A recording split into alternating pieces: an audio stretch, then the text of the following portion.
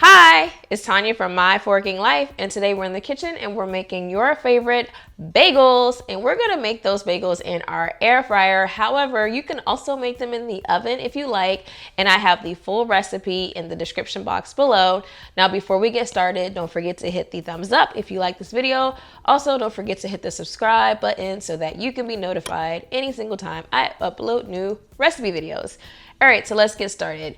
We all love bagels in the morning. I shouldn't say we all. Well, I love bagels in the morning, and my daughters love bagels in the morning. My husband, he's a little bit low carb, but the rest of us, we love bagels. And the 3-ingredient bagel recipe that's been going around for forever is the bagel recipe that I choose to make because it is so darn easy. Like, it's crazy easy. So let's go ahead and get started with this easy recipe.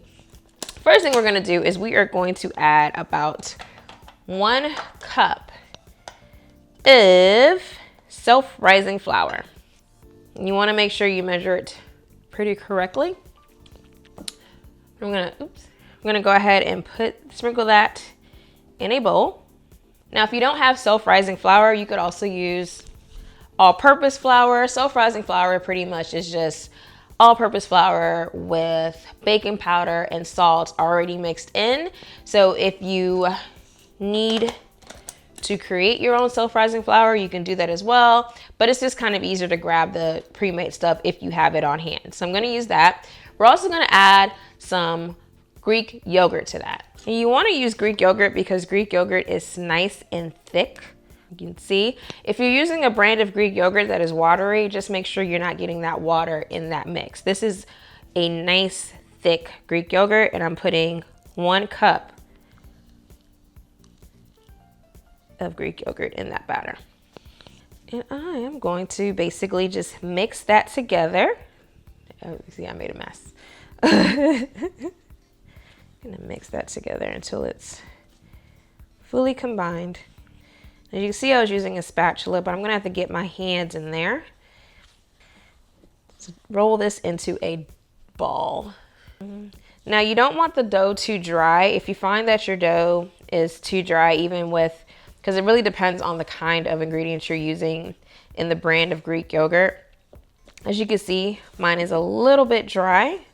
So I am going to add just a little bit more Greek yogurt. If you found that your dough is just way too sticky, then you would want to add some more, what's that other stuff?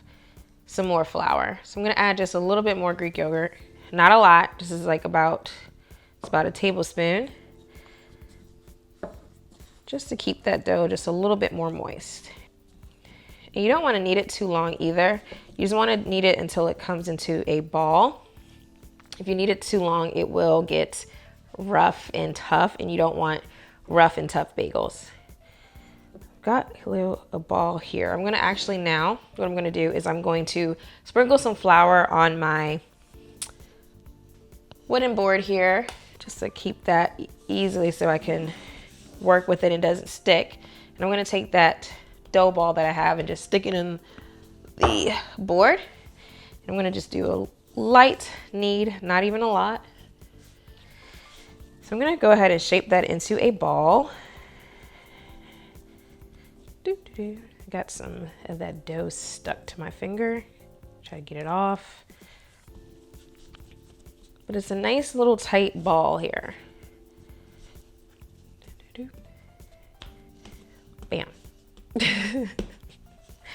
All right, and we're gonna break this into 4 separate pieces. If you have a dough cutter, that would work best. I don't know where mine is. So I'm gonna use a butter knife, a regular knife, or whatever, but I'm gonna use this butter spreader thing, and I'm gonna just cut this into 4 pieces. So, and I'm gonna break, and these are gonna be the size of my bagels. All right, so I'm taking one of those pieces and I'm going to basically just roll it out. And then I like to just turn it into a bagel piece. This is actually pretty relaxing. I don't know why having crazy floured hands is relaxing. So you could do it that way if you want to roll it out into a perfect circle. You could also do the method where you roll it into a ball, flatten it out, and then make a hole in the middle. All right, now these aren't looking crazy smooth. The rolling method for me gets it a little bit smoother. This method, it's not so bad. All right, so now we've got 4 bagels that are ready to get baked. But the first thing we're going to do is we are going to actually do our other ingredient, which is basically an egg topping. Now, if you do not want to do the egg topping on these bagels, you don't have to. However, you don't get that superior, nice, extra thick coating than when you do the actual egg. I'm going to crack an egg into this bowl. I'm going to lightly mix that. Just going to use a fork here. And I've got my little pastry brush here, and I'm going to go ahead and put that mixed egg over all of the bagel pieces. All right. Now that our egg mixture is over our bagels, we can then decide what we want to top these with. You can keep them as is. So one of them I'm actually going to keep plain with the egg topping, but I'm going to use a little bit of salt when I sprinkle over the plain one. Then I've got another one that I'm going to do with a little bit of cheese mixture. I've got some Asiago cheese with some shredded cheese. Just going to put that on the top. Then I've got another that I'm going to do with everything bagel seasoning. I'm actually going to do 2 of these with everything bagel seasoning because we really like that one. So I'm going to sprinkle it over these 2. I'm going to set that to the side. Now with this egg mixture, the coolest thing, well, not the coolest, but what I like to do with it is I actually like to fry it on a stove pan and then make a bagel sandwich out of it in the morning or in the mornings. All right. So like I said, I'm going to put these in my air fryer basket that I've got here. And what I'm going to do is I'm going to lightly spray the bottom of that just to avoid the bagels from sticking. And then I'm going to place these bagels in the basket. They're all in there ready to get baked. I am going to put that in my air fryer on 400 degrees Fahrenheit for about 8 to 10 minutes. I'm giving you a range of 8 to 10 because it really just depends on your air fryer. I've tried them in different air fryers, and the maximum time I've had to keep them in there would be 10 minutes, but the minimum would be 8. This air fryer, the Bella Pro, is gonna be about 8 minutes on 400 before they're done. So I'm gonna go ahead and set that. All right, I'll be back in 8 minutes to show you the finished result. All right, so our bagels are done. I'm going to go ahead and pull them out of the air fryer. And there they are, nicely baked. See if I can get you a better image. Nicely baked, so pretty. I love them. All right, so I'm gonna actually take them out and let them cool a little bit before we slice into them. Aren't they so cute? And the reason why I like to bake these in my air fryer is because I literally just made 4 bagels. So since I do have an air fryer, I think it just makes sense to put them in there. If you're making more and you need a larger space, then your oven will pretty much do the same exact thing. So here are my bagels. This is my plain.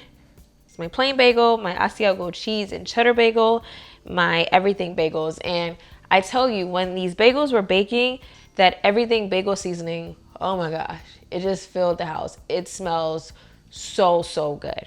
All right, so we're gonna let these cool a little bit before we cut into them so that they can actually, not break apart too much when we cut them. So I'm gonna come back and show you exactly what they look like on the inside. All right, so we've let our bagels cool just a little. Which one am I gonna pick to cut open? I will pick this one. Okay, so I'm gonna put these to the side. They're not completely cool, they're a little bit warm because I am impatient, but I'm gonna show you what it looks like. I'm gonna just go through.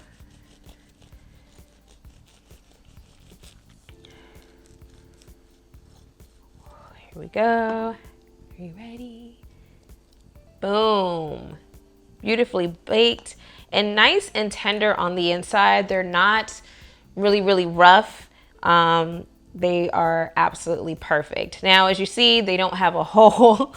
At least this one doesn't have a hole. Let's see about this one. Let's get another one. My plain bagel here, as you can see, still has a hole. I'm gonna cut that one as well.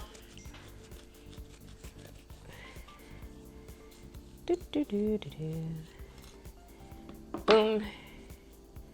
No hole. You can kind of poke your finger through and make another hole at the end, but seriously, this is like some delicious bagel bread, and it's softer than the bagels that you would buy in the store. All right, that's it. Until the next time, bye.